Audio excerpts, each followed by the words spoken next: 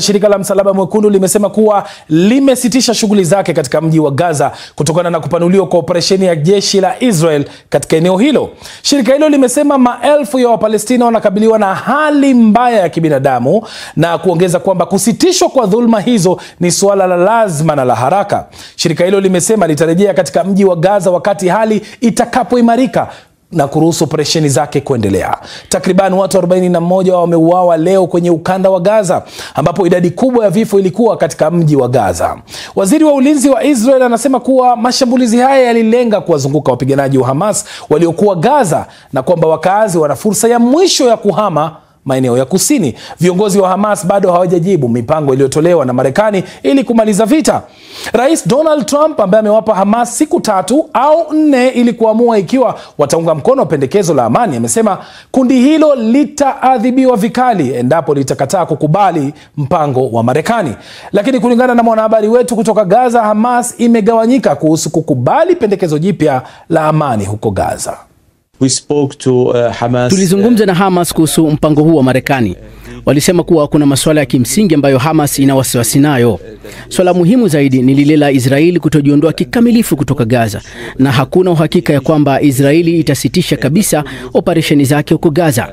Swala la silaha ni kubwa sana kwa Hamas. Tunaamini kuwa kiongozi wao huko Gaza, kiongozi wa kijeshi Ez al-Din al-Haddad, anakataa wazo la kuondoka Gaza au kuachia silaha zake. Na badala yake tunaelewa kutoka kwa vyanzo vya ndani vya Hamas huko Gaza ya kwamba anajiandaa kwa kile alichokiita vita vya mwisho, mapambano mitaani na barabarani huko Gaza.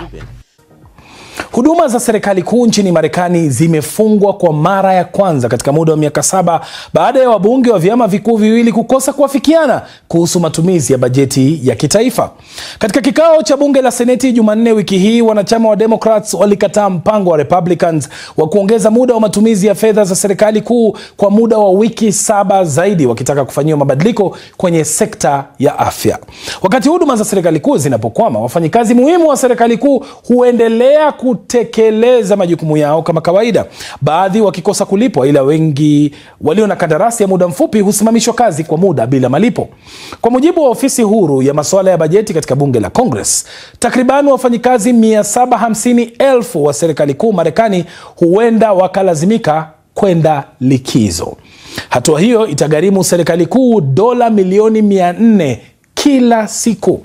Mkomo wa shughuli za serikali mwaka 2018 katika awamu ya kwanza ya Rais Donald Trump ulipunguza uzalishaji wa uchumi kwa dola bilioni 11, huku taifa hilo likipata hasara ya dola bilioni 3.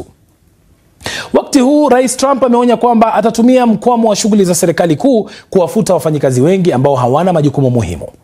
Sasa ili kufahamu zaidi, tuungane na mchambuzi wa masuala ya Marekani, Mhando Philemon Buguni, yupo Washington DC. Mhando, wananchi wameathirika vipi kwa kukwama kwa shughuli za Marekani? Tueleze wewe binafsi umeathirika vipi?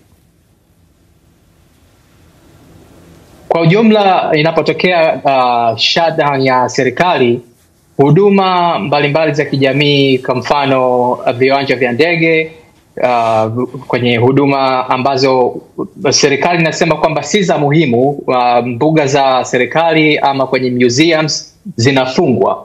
Kwa hiyo kwa wananchi tunategemea kwamba kutakuwa na ucheleweshwaji wa huduma katika huduma za usafiri wa umma, pamoja na huduma nyingine mbalimbali ambazo zinategemea ama zinategemea taasisi ambazo serikali inasema kwamba sio za lazima na wafanyakazi wake wanalazimika kwenda nyumbani.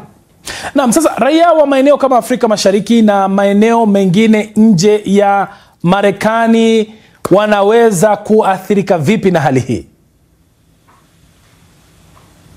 Kwa raia wa nchi nyingine, hususan Afrika Mashariki, huduma ambazo zitaathirika kutokana na shutdown ya serikali, mojawapo ni mchakato wa kupata visa za kusafiria.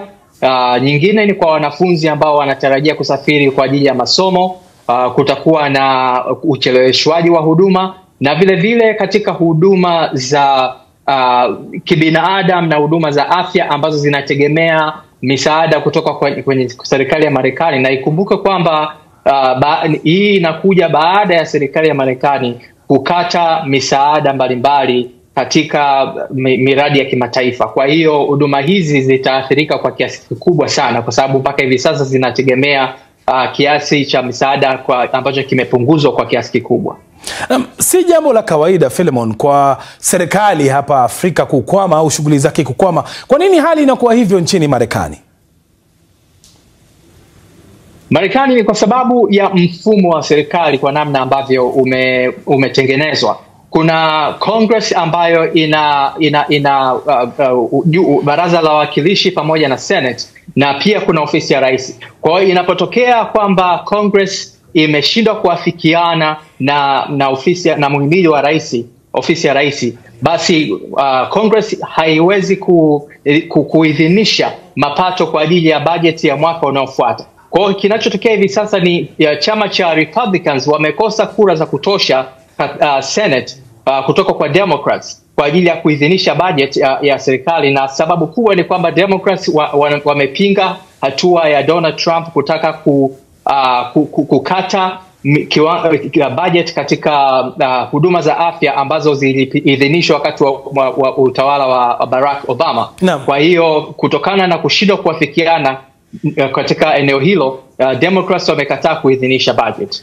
Naam, lakini hii si mara ya kwanza kwa serikali kukwama chini ya Rais Trump. Kwa nini inakuwa hivi na suluhu itapatikana wakati huu? Kwa kifupi tu. Naam, ni kwa sababu ikumbuka kwamba bwana Rais Donald Trump ameweka msimamo mkali sana, na hata katika kipindi kilichopita 2018 na 19 alikuwa akisisitiza kwamba apate budget ya kujenga ukuta, lakini kipindi kile spika wa baraza la wawakilishi alikuwa ni Nancy Pelosi, alikataa. Kwa hiyo serikali ika shut down, na hivi sasa ni jambo hilo linatokea, lakini katika upande wa pili kwamba wameshindwa pia kuafikiana, kwa sababu Democrats wanadhani kwamba Trump anajaribu kuwaburuza. Kwa hiyo dalili ya mwafaka, naamini mwafaka unaweza kupatikana pale ambapo Republicans watakubali kuendana na matakwa ya Democrats, kukataa kuendelea kuweka fedha ya budget kwenye huduma za afya, ama Democrats wakiamua kwamba wataidhinisha hiyo budget bila matakwa yao kukamilika. Asante sana Philemon kwa tathmini hiyo ya kina. Tukukie taarifa nyingine sasa. Nigeria huzalisha karibu 40% ya mbegu za shea kote duniani, lakini vizuizi vipya vya biashara vinaathiri zaidi wanawake wanaozitegemea. Mbegu hizi huchakatwa kuwa mafuta ya shea na ni zao lenye thamani kubwa linaloendeleza biashara ya mabilioni ya dola kwenye sekta ya vipodozi, chakula na hata dawa. Katika jimbo la Niger lilipo katikati ya ukanda wa eneo maarufu kwa zao la shea huko Afrika Magharibi, familia tayari zinahisi athari zake, huku kipato kikipungua na maisha ya kila siku yakizidi kuwa magumu. Kutoka Nigeria, Toda Opeyemi wa BBC anaripoti katika taarifa inayowasilishwa na Victor Kenani. Siku zote wanawake wamekuwa kiini cha sekta ya zao la shea nchini Nigeria, lakini marufuku ya miezi 6 ya usafirishaji wa nje wa zao hili imewaacha wengi wao wakiwa wamekata tamaa. Katika viwanja vya wazi kama hiki, mamia ya watu walikuwa wakikusanyika hapo awali kuvunja karanga kwa ajili ya viwanda na wasafirishaji. Sasa viwanja hivi vinaanza kupungua. Malipo wanayoyapata hayawezi tena kuwatosha. Wakati kazi hii ilipokuwa inaenda vizuri, pale tunapokea mshahara, tulitumia fedha hizo kuwasaidia wazazi wetu. Tulipokuwa tunapata kipato kutokana na biashara hii, hakukuwa na mzozo wote kati yetu na waume wetu. Lakini tangu sera hii mpya ianze, mahusiano yetu yameathirika pakubwa. Nilikuja hapa jana kufanya kazi ili nipate pesa za kutatua matatizo yangu binafsi. Lakini niliweza kupata kiasi cha senti 35 tu za dola ya Marekani, yani naira 500.